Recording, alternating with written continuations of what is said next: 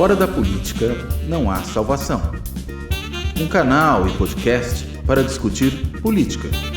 Produzido por mim, o cientista político Cláudio Couto. Olá, bem-vindos a mais um Política na Veia. A gente está começando com um certo atraso, mas a culpa não é nossa, a culpa é da Enel. Já aqui deixar registrado, mas não resta nenhuma dúvida sobre isso. Está de novo aí. Aliás, esse calor, Nassif e Cláudio Couto, como é que vocês estão se virando aí com esse calor? Olha, eu, do jeito que dá, né? Aqui eu estou, felizmente, num lugar com ar-condicionado, né? Casa, assim, eu tenho um ar-condicionado portátil que no quarto é o que está salvando meu sono, mas meus filhos estão passando calor. E às vezes eu fico, sei lá, vou para a GV, fico trabalhando lá, procurando ar-condicionado para me socorrer. Ser pai é colocar ar-condicionado no quarto próprio e não colocar no quarto. Não, o pior é que eles é que foram preguiçosos e não quiseram colocar, porque também era um portátil, não quiseram pôr na janela, ficaram preguiça, aí um dia ele foi embora. Agora eles... Você nunca teve tão feliz de ir para a FGV, né? Nunca. Assim, com prazer. Nunca. Passa 15, 16 horas da FGV. Exatamente. Até alguém me falou o seguinte, né? Que o sujeito estava muito calor, ligou, que falou, a casa estava um forno, ele ligou o ventilador, virou air fryer, né? Tá certo. Bem, hoje a Polícia Federal indiciou o Bolsonaro e outros 15 envolvidos naquela fraude do cartão de vacinação. O depoimento do Mauro Cid, na verdade, jogou toda a poeira sobre o Bolsonaro. O Bolsonaro, então, negava que tivesse qualquer relação com a falsificação do cartão de vacinação para poder viajar para os Estados Unidos. Isso tudo tem um pé na trama golpista. Deixa eu só passar rapidamente. Vamos lembrar que o Bolsonaro tramou aquilo tudo e resolveu se esconder nos Estados Unidos para fazer de conta que não era com ele. Aí ele voltaria nos braços das Forças Armadas, né, sob o tanque, ia desfilar, provavelmente em Brasília, em cima de um tanque, voltando aos Estados Unidos, mas se escondeu lá. Para poder viajar, ele falsificou esse cartão de vacinação, e agora o Mauro Cid disse que foi ordem do Bolsonaro que tanto o cartão dele quanto da filha fossem falsificados. É um indiciamento ainda do Ministério Público agora. Quer dizer, mudou de versão, né? Porque a primeira versão é que a culpa era só dele, né? Era só dele, é isso. Agora, mas isso aí é a versão pós-delação, acordo de delação premiada, né? Que aí mudou tudo. É isso, bem lembrado. O menor dos crimes dele, ele envolve 15 pessoas. Isso. Inclusive, o Bolsonaro se queixa, né? Ele fala, pô, toda hora aí, me perseguindo aí, tá ok? E aí perseguem ele por causa de tudo. Fala até molestar baleia. Parece piada, num certo sentido, mas em outro... isso se explica pelo fato de que o Bolsonaro, de fato, é um criminoso contumaz, né? E ele comete delinquências em série. Então, aquilo que pode parecer, né, para os seguidores do Bolsonaro uma perseguição, na verdade, só mostra o perfil do Bolsonaro. Ele consegue cometer delinquências, desde delinquências na área ambiental, né? Porque molestar a baleia é uma recente, mas em outro momento ele teve aquela lá de pescar em área de preservação, que ele não podia. E afastou o fiscal que multou. Afastou. Sim. E depois a coisa expirou, né? A coisa prescreveu. Então ficou tudo por isso mesmo. E a gente até não usar máscara durante a pandemia, e aí o Tarcísio de Freitas conseguiu aprovar na Assembleia uma anistia geral para beneficiar o Bolsonaro, evidentemente, que inclusive, para pagar as multas, tinha feito aquela vaquinha que rendeu 17 milhões de reais, segundo consta, até tentar golpe de Estado. Então, na verdade, é um sujeito que comete delinquências em série. Não é que ele é perseguido, ele dá motivos para isso. Né? Tentou tirar todos os radares de estradas aí. Também. Qualquer forma de regulação, de controle. Não, é liberdade, em nome da liberdade. Inclusive, dá um golpe para extinguir a liberdade dos outros. É parte em nome da liberdade. Liberdade cararro, como diz o Milei. Aliás, em liberdade cararro, eu até escrevi ontem lá, se por acaso, duas hipóteses, ele tivesse vencido as eleições em 2022, ou 8 de janeiro tivesse havido golpe efetivamente, se ele tivesse vencido as eleições, a gente teria tido uma noite dos cristais no dia 8 de janeiro. Noite dos cristais. Que aconteceria do mesmo jeito com os militares que recém aderiram ao legalismo aí, dando retaguarda para ele, as milícias bolsonaristas aí, em todas as cidades, livres, leves e soltas aí para avançar sobre os adversários, a gente teria tido uma noite dos cristais, que foi aquele episódio na Alemanha lá que precedeu o Holocausto. Mas sem sombra de dúvida, com os, como é que chama os presos, X, não sei das quantas lá, aprontando. Os Kid Pretos? Os Kid Pretos aí aprontando. Sim. Devem ter aprontado aí, naqueles atentados aí a torres de transmissão também. Gente, a gente ficou perto aí de um massacre. Esse é o ponto para esse pessoal que está pedindo anistia e tudo mais. Pô, eles estavam cercando. O Alexandre de Moraes seria o primeiro a ir para a forca aí, pô. Não, vamos só lembrar de alguns episódios. O integrante do Exército lá, o aposentado, que estava lá com aquele arsenal que explodiu em Santos, que deve ter mais por aí. E a história da anistia é sempre a mesma no caso do Brasil, quer dizer, se ganha, aí é o terror completo. Se perde, não, a gente precisa de uma anistia para pacificar o país. É bem engraçado. Agora eu queria levantar um ponto para vocês, Nassif e Couto, começando pelo Couto. O que vocês acharam da declaração do Lula? Quer dizer, Bolsonaro foi covarde, não quis tentar o golpe, então isso, na verdade, de certa forma, inocenta o Bolsonaro. Quer dizer, se ele teve medo, ele não tentou o golpe, o que se passa? Eu queria a sua interpretação. A interpretação de vocês, começando pelo Couto.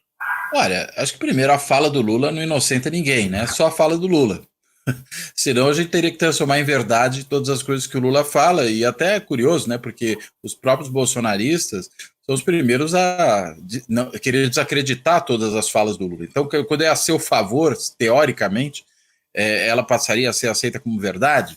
Isso não tem cabimento, né? Isso é ilógico, não faz sentido algum. Eu acho que o Lula só podia não ter gasto o seu tempo falando do Bolsonaro, né? O Bolsonaro opera segundo aquela lógica do falem mal, mas falem de mim. E é assim desde o tempo do seu governo. Então, acho que cada vez que ele gasta uma parte do seu tempo se referindo ao Bolsonaro, ele, de certa forma, o mantém vivo, lhe dá importância. E é um sujeito que está prestes a ir para a cadeia.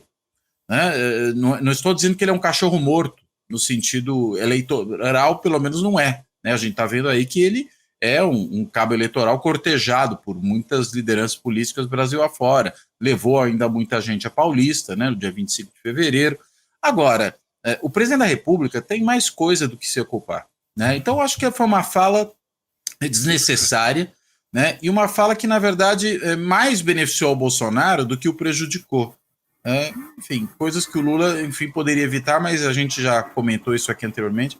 Acho que o Lula tem realmente falado demais, e quem fala demais dá bom dia a cavalo, como diz o adágio popular, e acaba, numa hora dessas, por exemplo, chamando a atenção do Bolsonaro, até nesse sentido, né? Porque dizendo, olha, na realidade ele nunca tentou isso porque teria medo. Né? Claro, isso não tem nenhuma consequência judicial, mas pode alimentar uma certa narrativa daqueles que têm aí tentado desqualificar a ideia de que houve uma tentativa de golpe de Estado, né? Sejam esses os bolsonaristas propriamente ditos, sejam, digamos, indivíduos que acham que também não houve tentativa de golpe de Estado, como, né, o grande amigo aqui do Luiz Nassif, o Aldo Rebelo.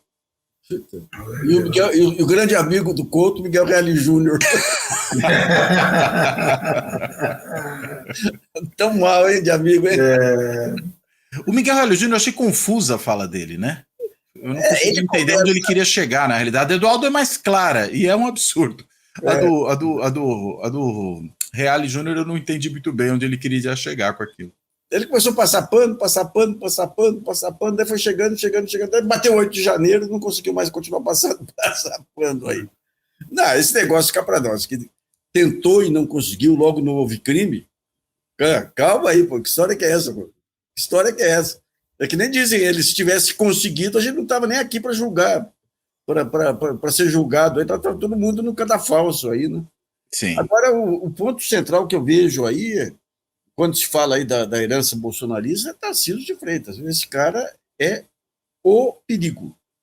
Agora, a saída para Israel, ele está miliciando a polícia militar aqui de uma forma terrível. Um cara que não tem limite. É um burocrata militar que inaugurou os negócios militares no âmbito da DENIT.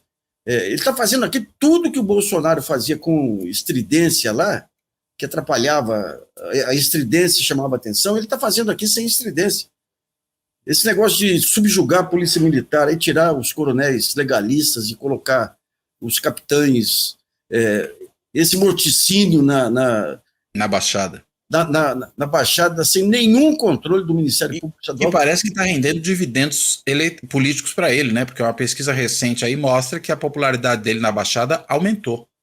O Ministério Público Estadual subjugado por ele, um Tribunal de Justiça aqui, que sempre foi conservador de direita, ele está criando aqui, no maior estado do país, aí, com o interior, que é inteiramente bolsonarista, aí, ele, ao contrário de Minas, o de Minas é um bobalhão, né? O Zema. Mas o Tarcísio aqui não, ele está atuando aqui, o Ministério da Educação, os negócios já do Ministério da Educação, da Secretaria de Educação, para mim, essa ida a Israel agora, aí, ele, para mim, é o perigo hoje. Ele é o bolsonarismo sem estridência, sabe? Sem histrionismo, sabe? É o que come com talheres, né? Vamos ver. Talvez não, né? Talvez não faz barulho, talvez não faça barulho. Não deixa cair a farofa no chão, né? Que nem o Bolsonaro faz. Aí, falar nisso, a gente tem aqui, eu sempre gosto quando aparece aqui algum bolsonarista no nosso programa, que é um sinal de que realmente a gente atrai, fura a bolha, como se diz. Então temos aqui a Arlinda Souza. Bolsonaro, o melhor presidente da história do Brasil. Bolsonaro, o melhor presidente do mundo inteiro. A concorrência não é fácil. Por que não do universo? Por que não do universo? Do universo. Nós temos o Milei que está saindo também muito bem, temos o Urbano, também é outra figura central, e temos o Trump aí, achei um pouco de ousadia. O Carlos Almeida, gostei da imitação do Bolsonaro do Couto aí. É uma outra carreira que o Couto sempre estimulou. O Marcelo Adiniaê, que se cuida, tá ok? A Arienes diz: queremos o ex-presidente fracassado, golpista, genocida e ladrão na cadeia já, sem anistia para todos os golpistas e terroristas. A Tatiana Nascimento: sobrou até para a filha do Bolsonaro na história. Quer dizer, não poupa ninguém, né? Bolsonaro não poupa ninguém. O Max Delgado: esqueceram Jânio Quadros? Bolsonaro é um Jânio Quadros, vem igual por aí. Não. O Jânio.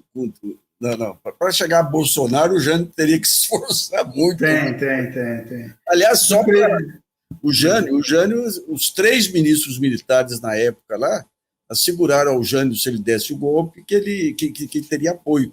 Só que o Jânio era tão megalomaníaco que achou que ia sair naquela viagem de cruzeiro e quando voltasse seria recebido nos braços do povo, então ele seria um ditador com apoio popular e o povo não veio, falhou. A gente também tem aqui um apoiador do Tarcísio aqui. Quem seria, então, a sua opção para o governo de São Paulo, senhor Luiz Nassif? Seriedade, hein? Senhor Luiz Nassif, qual a sua opção? Tá difícil. Não seria o Tarcísio, né? Não seria o Tarcísio. Tá difícil. São Paulo é gozado, né? Você pega São Paulo e os Estados Unidos, o maior país do mundo, o maior estado do Brasil. Quando você pega a elite política lá e aqui, é complicado, viu? Mas lá tem Nova York e Los Angeles. Né? Eu sobre a cidade de São Paulo, sempre disse o seguinte: acha que é Nova York, mas na verdade é Austin, Texas, ou até pior, sei lá. Mas a capital, a justiça seja feita, né? Derrotou o Bolsonaro na última eleição e derrotou Tarcísio. Ele deu muito voto ao Boulos, né? Então a Adélia fala: São Paulo em franca inicialização.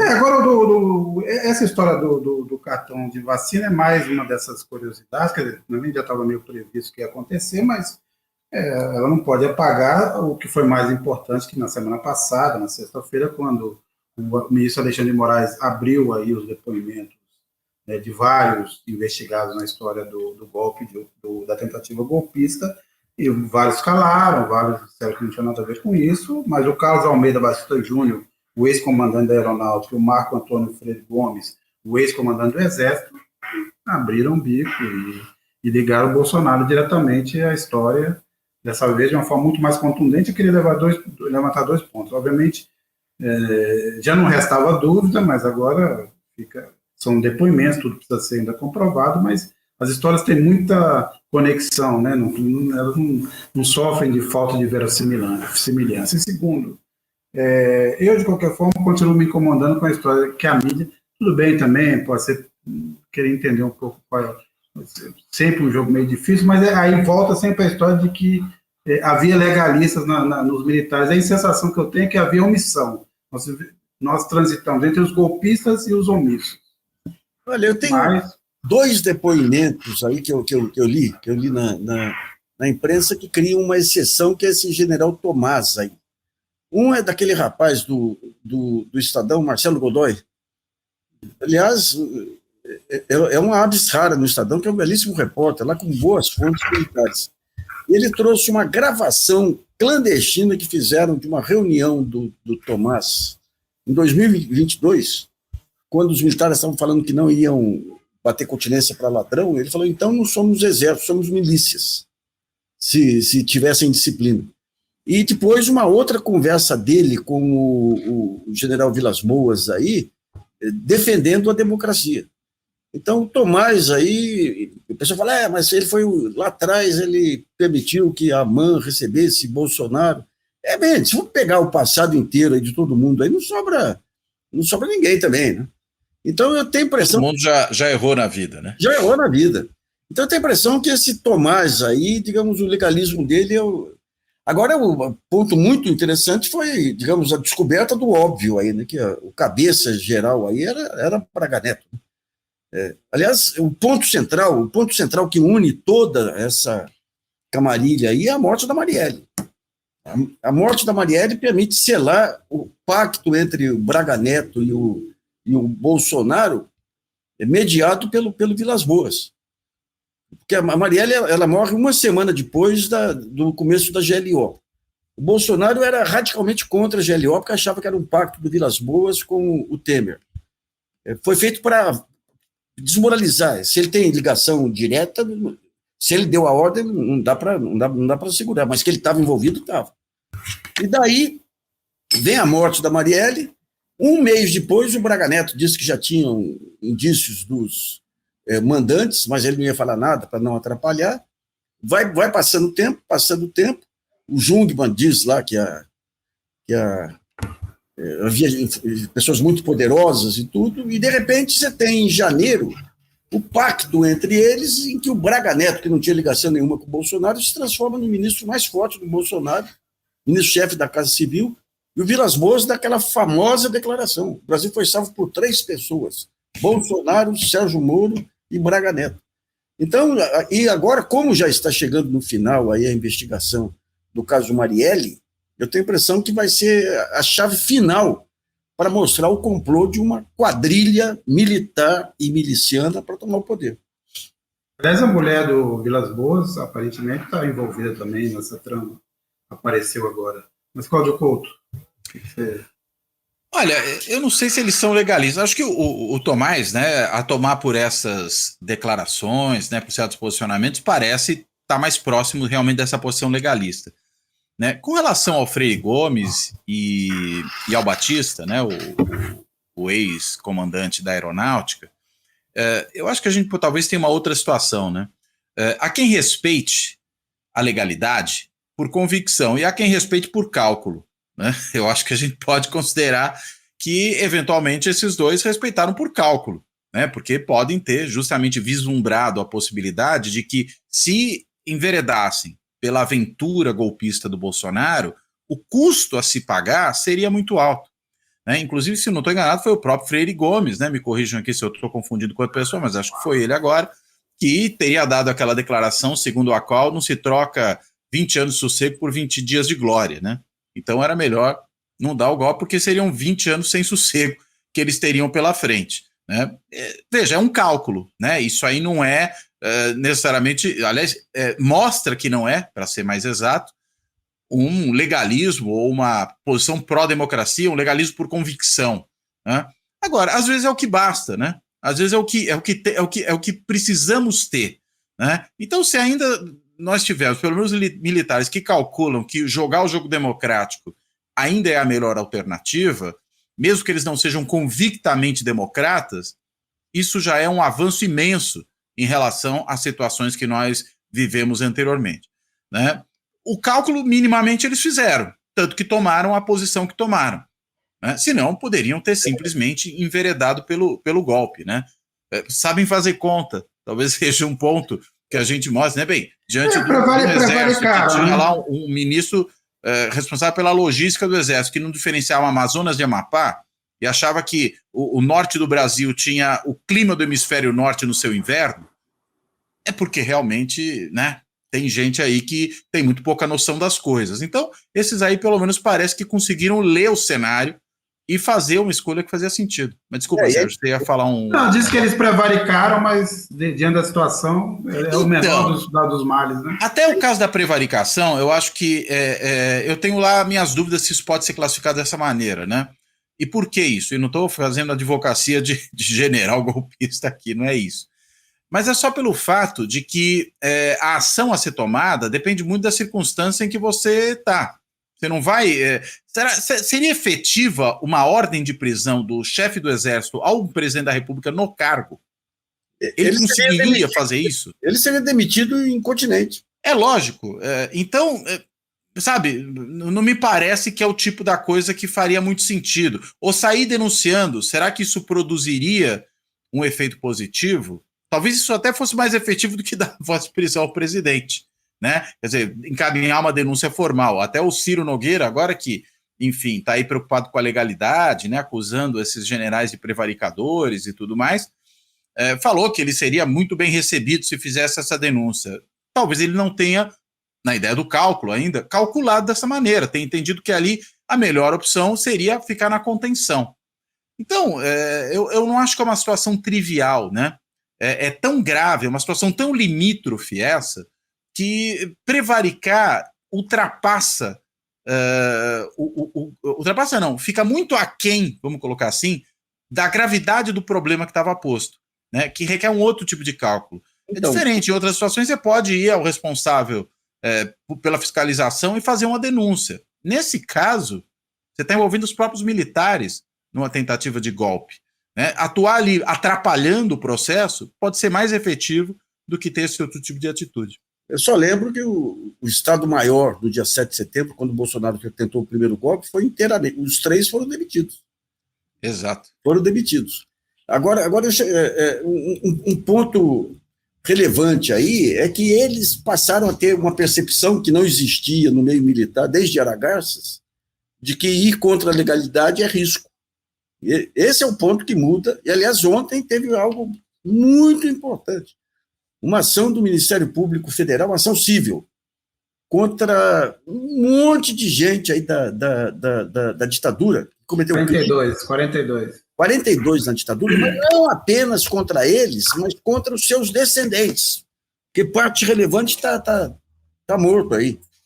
Então, digamos, é algo, não sei o efeito que vai ter final. O Lula disse que a gente tem que esquecer o passado, tudo, mas essa atitude do Ministério Público Federal amplia essa percepção de que contra a democracia é crime, tentar dar golpe é crime e é punido. Eu acho que esse é o ponto.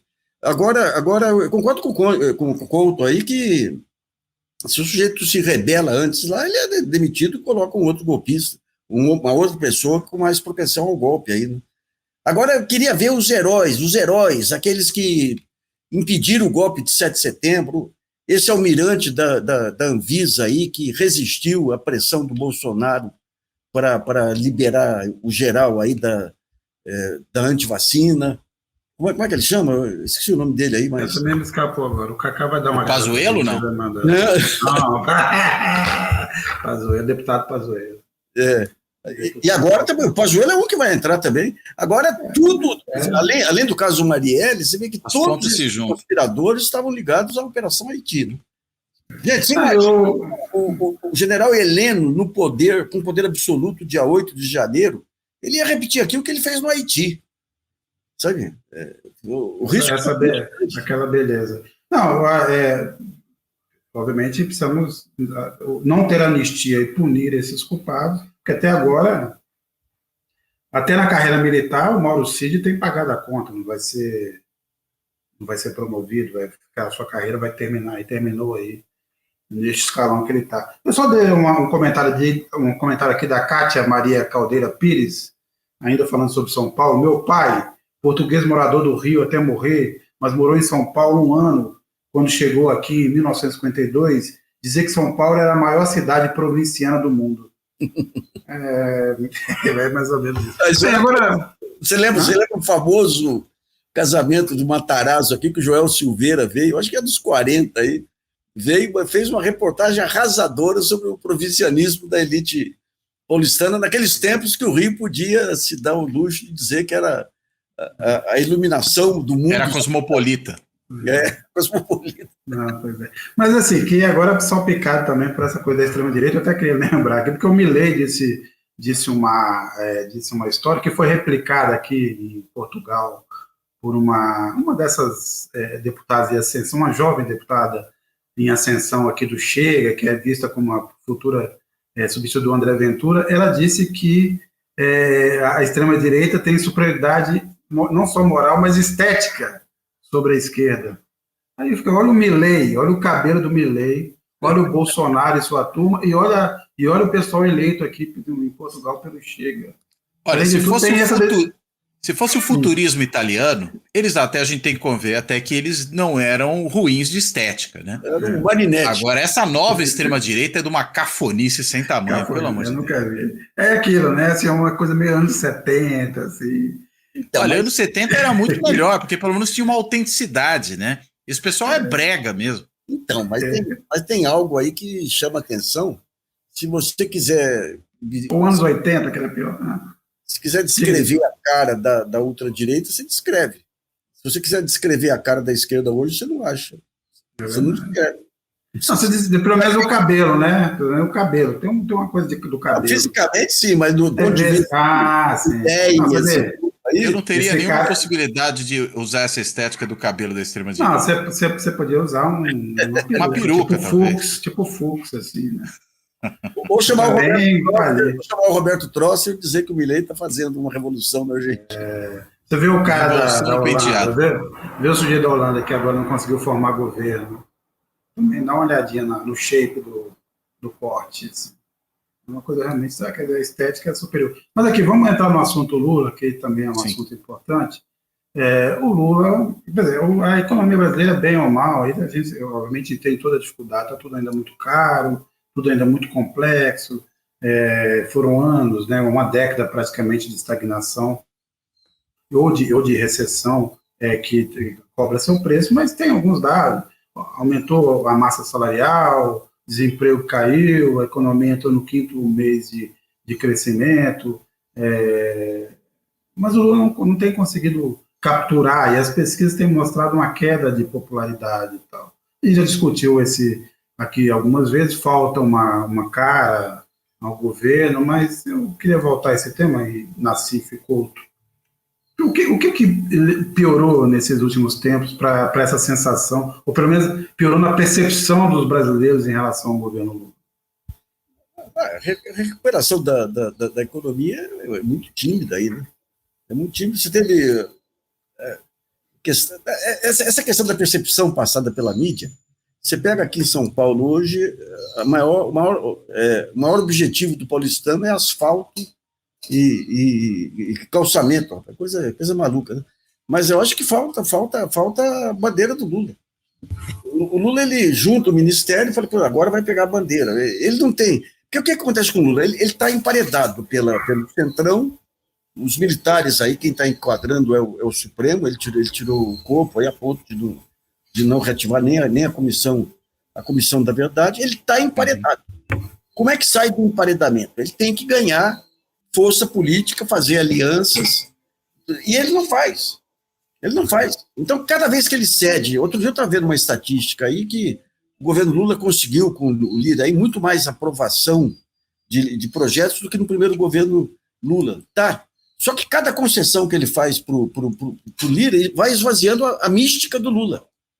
Se ele quisesse levar gente para a rua hoje, eu não sei quanto que ele conseguiria levar.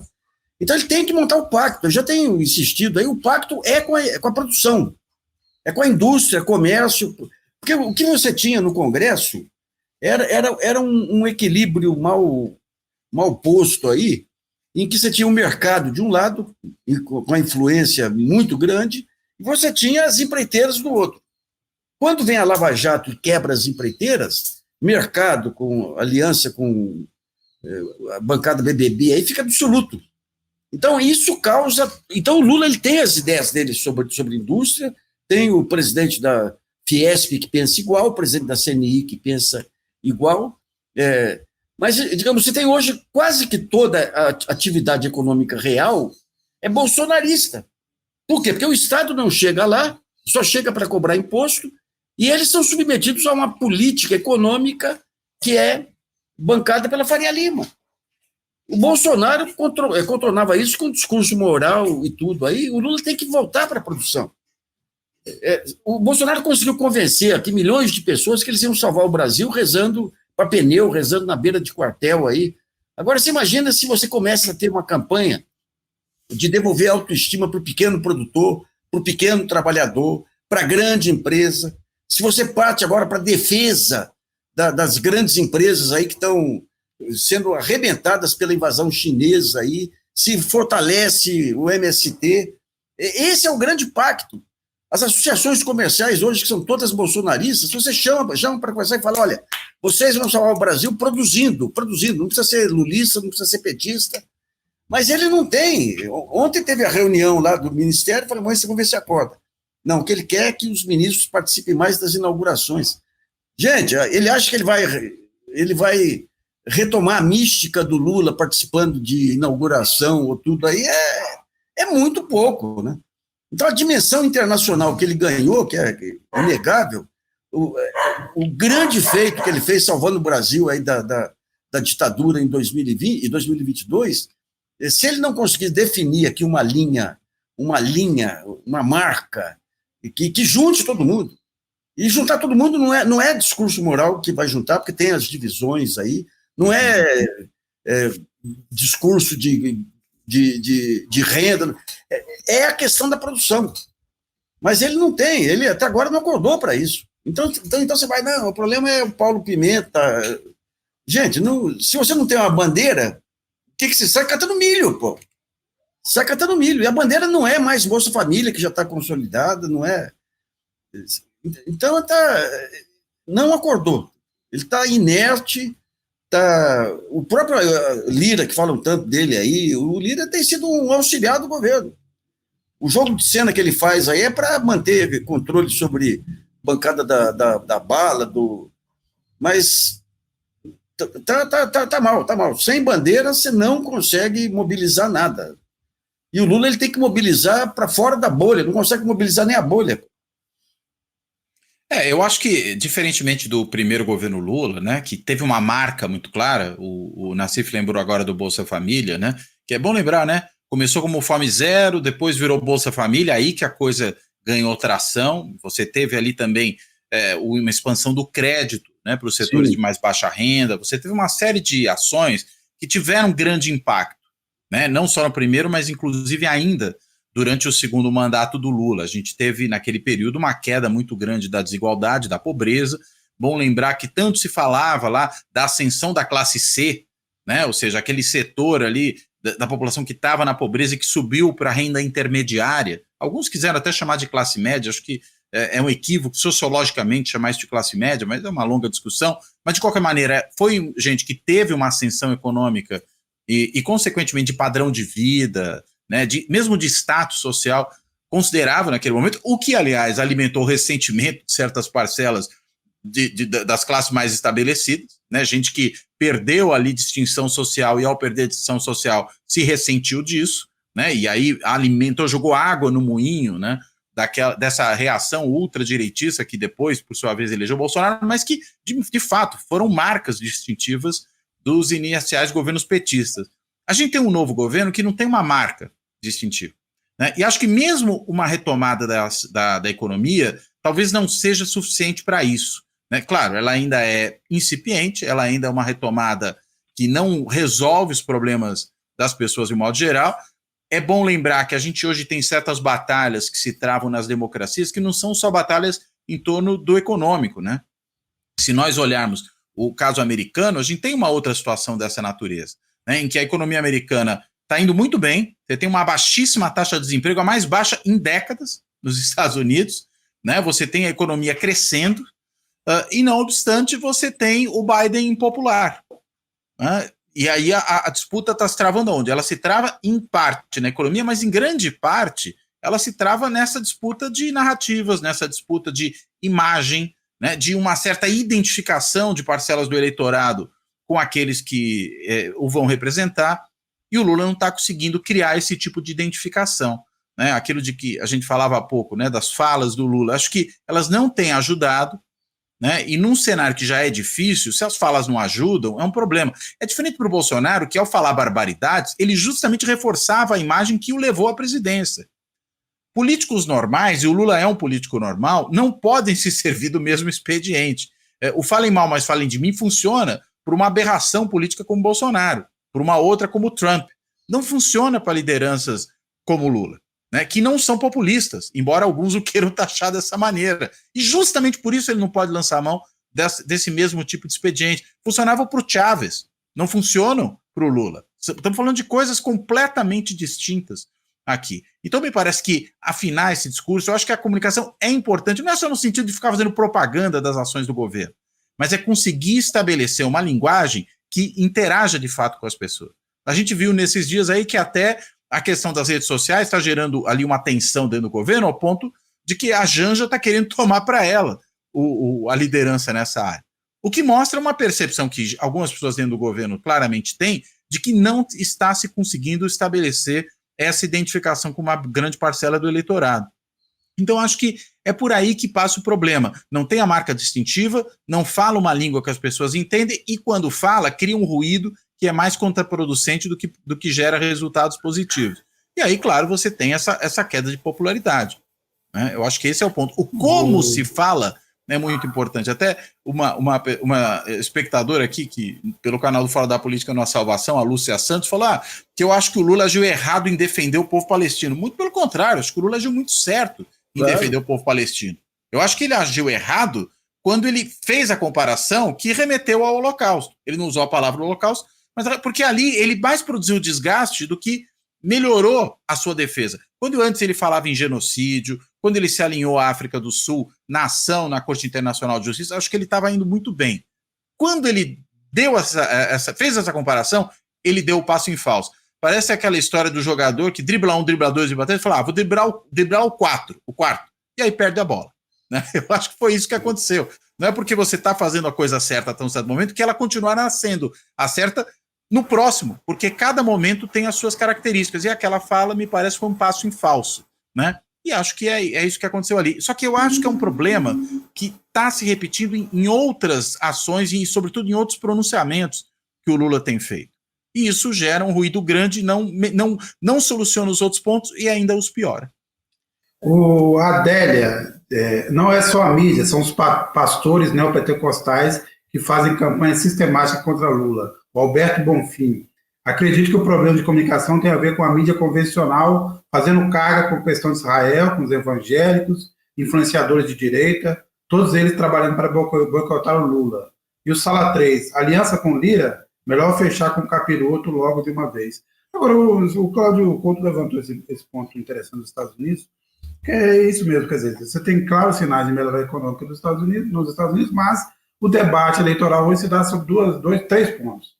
O Biden estaria muito velho, sim. O Trump está sendo perseguido e o Trump está fazendo um discurso de uma violência que nem ele tinha sido capaz nas campanhas anteriores em relação aos migrantes. Ele tem dito que os migrantes levam doenças para os Estados Unidos, envenenam o nosso sangue, ou que são saídos de hospícios ou da cadeia.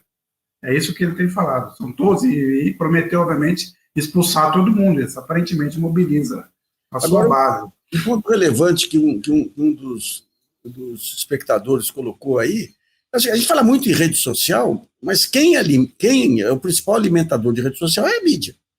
Você pega esse carnaval em torno da Petrobras, aí, do lucro extraordinário da Petrobras, mesmo do Holocausto. O erro do Lula foi nos dar conta que toda a mídia quer. A gente voltou ao clima pré-Bolsonaro. Que ia cair matando em cima dele com a frase. Isso. É isso. Agora, não é uma questão de ser correto ou não ser correto, nem esse é o ponto. É isso. O ponto não, tem toda razão. É esperto fazer isso? Ou você vai, na verdade, jogar água no moinho de quem vai te criticar? Toda razão. Você pega a mídia, ele ficou o dia inteiro, o Holocausto. falar em Holocausto ficou muito mais grave do que bombardear o hospital. Exato. Hospital Desviou o foco, né? Na Palestina, né? Então, digamos, você tem esse aspecto também, mas, mais uma vez, tudo isso decorre da falta... Você tem uma grande força do presidente da República, quando ele sabe usar, e o Lula soube em outras circunstâncias, que é controlar o discurso, dar pauta da discussão. Quando você não dá pauta, a mídia descobre. Então, a Petrobras, nossa senhora, agora o Lula fala em estoque regulador para arroz, aí que é uma coisa mais capitalista que estoque regulador. Daí você tem a manchete do Sadam, Lula quer interferir no preço dos alimentos. Desde a política de defesa do café. Pois é. Não, velho no Brasil isso. O Nassif, esse negócio da Petrobras ainda teve reflexo na Vale, porque conselheiro da Vale resolveu pedir sair do conselho porque havia interferência política, sem ter apontado qual era a interferência política.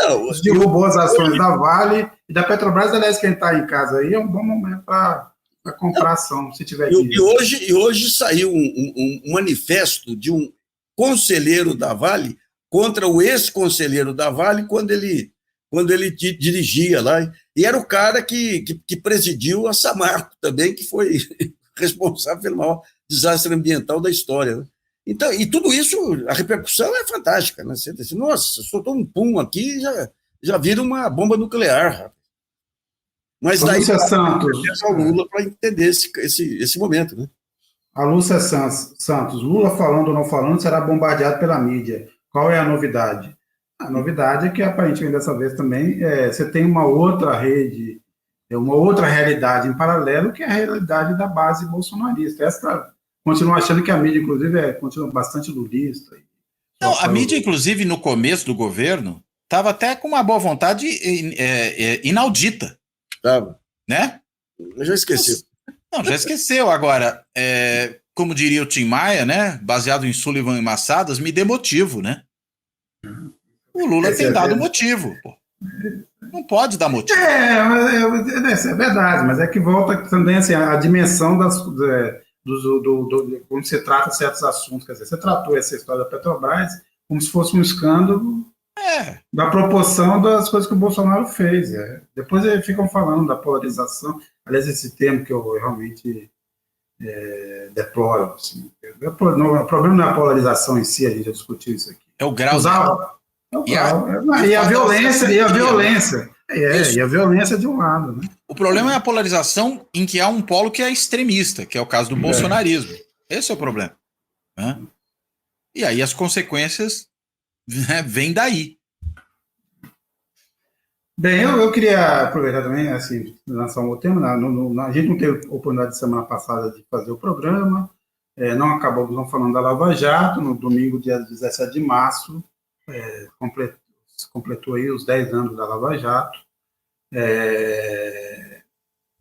Alguns comentários eu só queria fazer aqui, aproveitar esse momento aqui, depois queria ouvir rapidamente o Nassif e o Cláudio Couto, o que a gente pode esperar ainda do desmonte da Lava Jato, mas eu queria fazer antes um desagravo que será levemente cabotino na Carta Capital, mas é o seguinte, é porque a gente tem visto aí duas coisas. Primeiro, né, nessa cobertura desses 10 anos, na mídia tradicional, a gente vê ou aquela turma que não é com eles mais, quer dizer, nós não participamos disso, olha aí, fomos enganados. Teve até um Twitter aí algum tempo atrás de um jornalista que tem mais idade, tem mais tempo de jornalismo do que eu tenho de idade, dizendo, olha, como é que a gente pode ser enganado pela Lava Jato? O cara tem uns 60 anos de jornalismo já por aí, como é que a gente pode ser enganado? Eu realmente fiquei comovido com a inocência dele.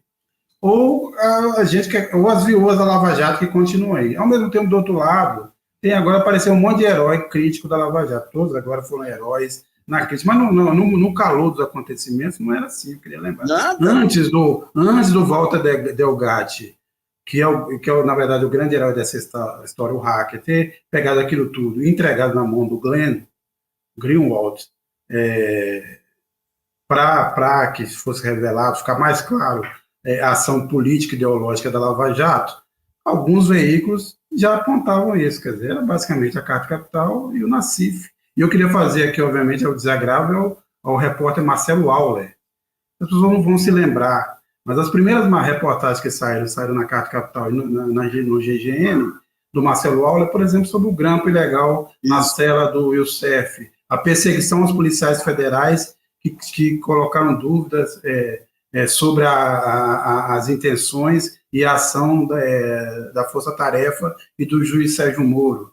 Nós fizemos depois na Carta Capital, mostrando a tal as denúncias da Mariposa, que é, na verdade, uma espécie de Tony Garcia da Lava Jato, porque como o Tony Garcia, ela foi infiltrada para colher informações. Bem, quem sofreu também judicialmente, quem foi alvo de uma campanha difamatória da Lava Jato do Sérgio Moro foi a Carta Capital. É só lembrar isso, porque agora a gente não vê quais são os heróis dessa história. Vamos ver o jornalismo do Estadão. Acabou de soltar uma matéria sobre aquele especial lá que saiu na TV Brasil, que eu participei também. A repórter Júlia Afonso, para dizer que a gente é chapa branca, desde 2015, que eu falava na questão geopolítica. Em 2018, nós publicamos um especial mostrando como que era a estratégia do Departamento de Justiça, da parte de crimes corporativos do Departamento de Justiça, em 2018. Daí o que ela coloca aqui? Ó? Em um dos trechos do programa, Nassif compartilhou outra teoria já divulgada por Lula sobre uma suposta ligação dos Estados Unidos com a Lava Jato. O jornalista afirmou na TV Brasil que a metodologia usada pela Lava Jato havia começado no ano 2000 com o Departamento de Justiça americano. Lula declarou em entrevista em março de 2022 que a Lava Jato não tinha outra tarefa senão prestar conta ao Departamento de Justiça dos Estados Unidos. Inacreditável, né? Inacreditável. A gente levanta... O Lula entendeu a Lava Jato a partir da cobertura da imprensa, da Carta Capital, do GGN e de outros. E ela coloca de um jeito que fica parecendo que nós estamos... copiando o Lula. Como também se eu já não tivesse indícios e documentação suficiente para provar como a Lava Jato foi submissa aos interesses do Departamento de Estado, inclusive naquele acordo que geraria o fundo da Lava Jato. Mas Cláudio Couto... Fundação Dallagnol. A gente estava aqui falando, mas eu queria saber o que você acha ainda que virá ainda de revelações da Lava sobre Jato? a Lava Jato. Olha, honestamente, eu não sei se tem muito mais coisa para revelar sobre a Lava Jato, porque eu acho que já apareceu praticamente tudo. Né? A gente, com a Vaza Jato e com o escrutínio que a Vaza Jato propiciou em relação ao que foi feito na Lava Jato, eu entendo que essas coisas todas foram esclarecidas, né? Então, eu honestamente acho que o ponto é muito mais agora as pessoas, digamos, que ainda não entenderam, passarem a entender o que efetivamente aconteceu ali. Muitos, como você mesmo apontou, estão fazendo aí uma meia-culpa, alguns que são viúvas não vão fazer jamais, né? Ou vão fazer de forma um pouco parcial, né? Teve gente até que teve epifania em relação à Lava Jato quando viu lá o Moro prestando assessoria ao Bolsonaro no debate do segundo turno. Né, bom lembrar disso. Agora, acho que, enfim, novidades mesmo, não creio que teremos mais. O que a gente vai ter novidade é com os lavajatistas, né, porque tem aí o julgamento do mandato do Moro. Né. Há uma questão que eu quero realmente ver como é que vai se desenrolar, que tem a ver com a esposa do Moro, a Conge, né, que é deputada representando o Estado de São Paulo, eleita pelo Estado de São Paulo, e que no meio do mandato transfere o seu título para o Paraná. Mas vem cá, se eu não poderia me eleger pelo Estado de São Paulo tendo meu título no Paraná, como é que eu posso continuar representando o Estado de São Paulo tendo meu título no Paraná? Eu acho que tem um problema. Então a gente provavelmente vai ter, já houve ali uma denúncia à Justiça Eleitoral por conta disso, talvez tenhamos novidades aí também, ou seja, esses lavajatistas aí que cresceram muito durante todo aquele período, né, de glória da Lava Jato, estão um a um caindo, e eu acho que talvez outros ainda venham a cair. É mais para aí que vem a novidade do que da operação em si. Eu acho que a corrupção da Lava Jato ainda não foi... revelada? Não foi revelada ainda. A gente tem toda essa questão aí dos... Vamos ver agora esse relatório aí do Conselho Nacional de Justiça aí sobre dinheiro que foi desviado aí desses acordos que foram feitos aí. Eu estou lançando um livro aí, já tá com um editor aí para pegando os crimes não solucionados da Lava Jato. Por exemplo, o Deltan Dallagnol. Quando você pega a SPUF, Ele fala, gente, consegui um milagre, foi um milagre de Deus. Eu fui num lugar aí, daí tinha uma empresária que resolveu oferecer 1 milhão para a nossa causa. Ele tinha uma ONG, Moody, uma coisa assim, que recebia para arrancar dinheiro dos empresários. Daí alguém fala, poxa, mas essa mulher, será que não tem nada a ver com o Lava Jato? Não, não tem nada a ver, não tem nada a ver. Passa um tempo, descobre que a mulher estava envolvida num rolo com a Lava Jato. Olha só, essa mulher, ela ficou sócia de um senador, não lembro agora o nome aqui, mas tá tudo no livro lá. Ela ficou sócia do senador e conseguiu com o Paulo Roberto Costa um contrato de transporte de combustíveis, sem ter navio. Daí ela traz um armador grego para o rolo. Quando você pega o inquérito do Ministério Público Federal, você lê de cabo a rabo, a mulher é a figura central. Na hora do indiciamento, ela está fora. O Dallagnol abriu 8 franquias da Hering em shoppings caros lá de Curitiba e colocou em nome de filho menor e tudo aí. Para quê? Blindagem de dinheiro. Quando ele vai numa Big Data aí, Nelway que chama. Aliás, fez negócios com o João Dória aqui na prefeitura. Ele ganha, além de ganhar pela palestra lá, ele faz um comercial para a Nelway e tenta trazer o sistema da Nelway para organizar a base de dados da Lava Jato. O pessoal fala, cuidado. Passa um tempo, se descobre que ela está envolvida em corrupção na Petrobras. Hoje, essa Nelway, só em Santa Catarina, que ela é de Santa Catarina, ela tem 7 denúncias por corrupção em prefeituras. Os americanos que colocaram capital já mandaram embora o fundador. Então, você tem muita coisa que não foi esclarecida ainda dos negócios paralelos aí dos procuradores, especialmente essa questão aí falam em 300 milhões, 400 milhões, que ninguém sabe onde foi parar. Gente, o AP ficou pouco tempo lá, levantou uma tampinha lá, apareceu tudo isso. Então, não podemos esquecer do Zucoloto, né? Zucoloto.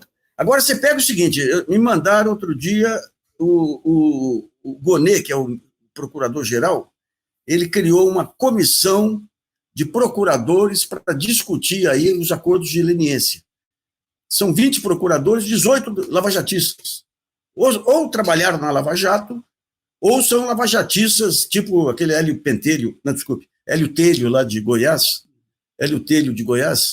Então, digamos, o fantasma, a apuração da corrupção mal começou. Eles aproveitaram esses 10 anos aí, parte da imprensa, os que serão mais ligados, para tentar continuar aquela história, mas houve corrupção, a maior corrupção da história. Lembrando sempre que é o seguinte, depois de tudo que foi descoberto e revelado sobre a atuação da Lava Jato, não conseguimos nem determinar qual foi o tamanho dessa corrupção da Petrobras. Desculpa, aqueles 6 bilhões não é um número que a gente pode mais aceitar como uma verdade ou como uma aproximação do que aconteceu. Sérgio, a Petrobras tinha uma área lá que não foi corrompida, que era aquele pessoal que estabelecia os contratos, os limites aí para as licitações das obras civis. Então, você tinha um limite máximo lá. Então, não podia passar aquele limite máximo. Então, o que saiu de propina saiu da margem de lucro das empreiteiras, que devia ser alta também. Então, agora, quando você pega... Eles levaram provas para os Estados Unidos para as ações judiciais contra a Petrobras. Eles levaram provas para o Departamento de Justiça. Mais do que isso, tem relatos de participação, isso está documentado, relatos de participação de enviados do Departamento de Estado acompanhando depoimentos de relatores. Isso aí está aprovado, não tem dúvida sobre isso. Aquele dinheiro da fundação aqui, eles separaram 50% para as ações judiciais de brasileiros contra a Petrobras. Como fala que recuperaram o dinheiro? E quem que era o advogado que estava saindo da frente aí? Modesto Cavalhosa, com quem eles tinham uma parceria para tentar o impeachment em cima do Gilmar. Ou seja, as chantagens que fizeram em cima de autoridades. Você tem na SPUF chantagem que fizeram em cima do Rodrigo Janot, que faz o Rodrigo Janot aquela fortaleza de mudar de posição. Tem chantagem em cima da Carmen Lúcia com apoio da mídia. A Carmen Lúcia, no começo, sai uma nota lá no Anselmo, a Carmen Lúcia está enrolada porque comprou uma casa aí de um cara que era assessor do Carlinhos Cachoeira por metade do preço, pereré, pereré, pereré. Ela muda totalmente no final do ano, ganha prêmio de gente que faz. Aliás, eu não vou me estender muito nesse assunto, não, que eu queria colocar um último ponto para a gente discutir, mas só lembrar que na esteira disso tudo, olha o tamanho da destruição que estava se desenhando. Na esteira disso tudo, entrou a história de privatizar a Embraer. A Embraer quase vai para o saco. Uma das empresas que o Brasil conseguiu de ponta de tecnologia. Saiu agora o resultado da Embraer, a sorte nossa é que a Boeing se enrolou por conta própria, não conseguiu, devolveu, e agora a Embraer tem um lucro fantástico, como não tinha há muito tempo.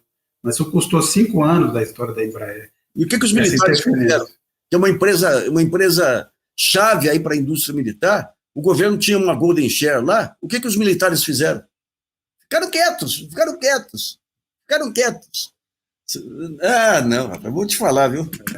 Mas é que um último assunto, Cláudio, que eu estava assistindo aí, vamos colocar de volta na conversa, que para surpresa de nenhum habitante da Terra, o Vladimir Putin ganhou essa eleição, ganhou com 87% dos votos, dá até aquelas piadas de ditadura, né? Mas eu queria saber, Cláudio Couto e depois Nassif, que consequências esse quinto mandato do Putin traz aí para um cenário geopolítico. Olha, não sei se altera muito também o cenário em relação àquilo que a gente já tem agora, né? Não dá para dizer que o Putin vai ficar mais fortalecido do que já era.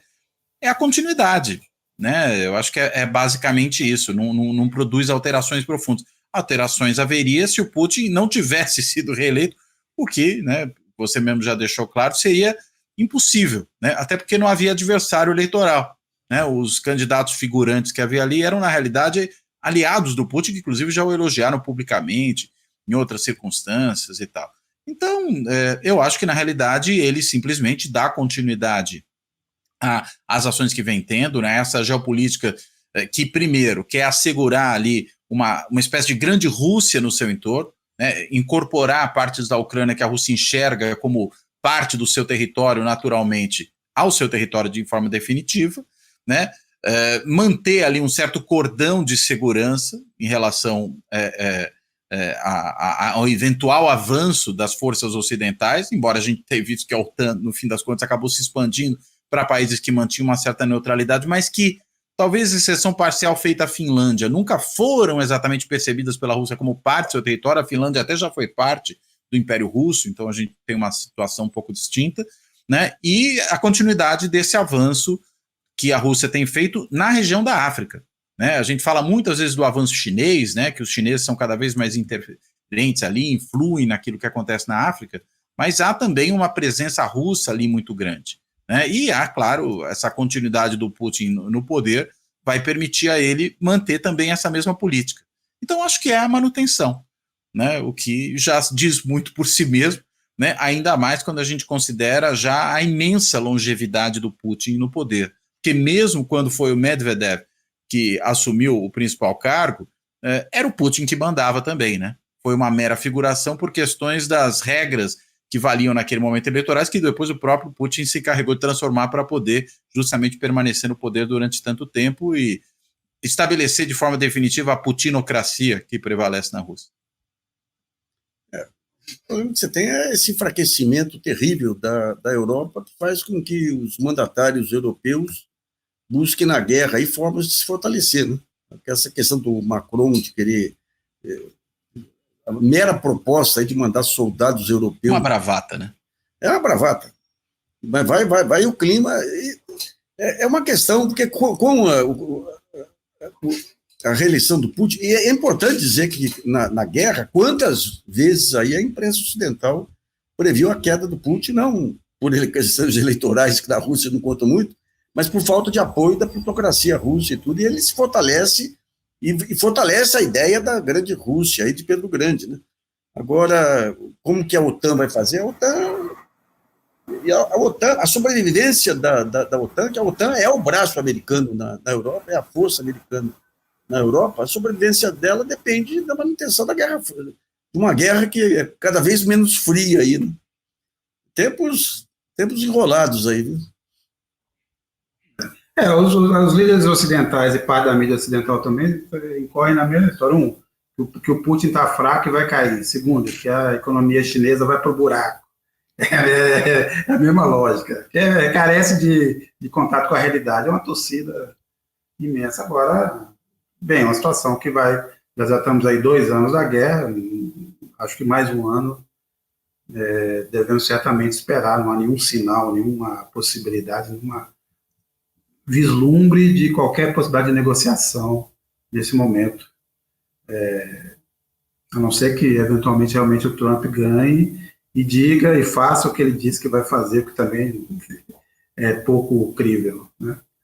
Em relação à Rússia, você está dizendo, né? Em relação à Rússia e a intervenção na guerra da Ucrânia. A não ser se for para mediar a favor do Putin. Né? Sim, isso é muito mais provável que qualquer outra coisa. Né? Até porque o Trump, durante os seus primeiros 4 anos, ele procurou sair de tudo quanto era conflito armado americano em outros lugares, né? Isso. E também para acabar com qualquer tipo de multilateralidade, né? Quer dizer, a OTAN não interessa para ele porque tem que conversar com os outros. Isso, e é a lógica do America First, né? Quer dizer, primeiro a gente... os nossos problemas é o que vem primeiro e dane-se o resto do mundo, né? Essa é a lógica trumpista, né? Nassif Couto, é isso. Então, até a próxima. Agradeço quem nos acompanhou até agora. Soube que a gente está indo muito bem no ex-Twitter, na rede X. Então, um agradecimento aqui ao Elon Musk. Em particular. Mas agradeço a todo mundo que está nos acompanhando. E, bem, vamos em frente. Até lá. Isso aí. Um abraço. Boa tarde, pessoal. Abração. Até mais. Fora da política não há salvação. Um canal e podcast para discutir política. Produzido por mim, o cientista político Cláudio Couto.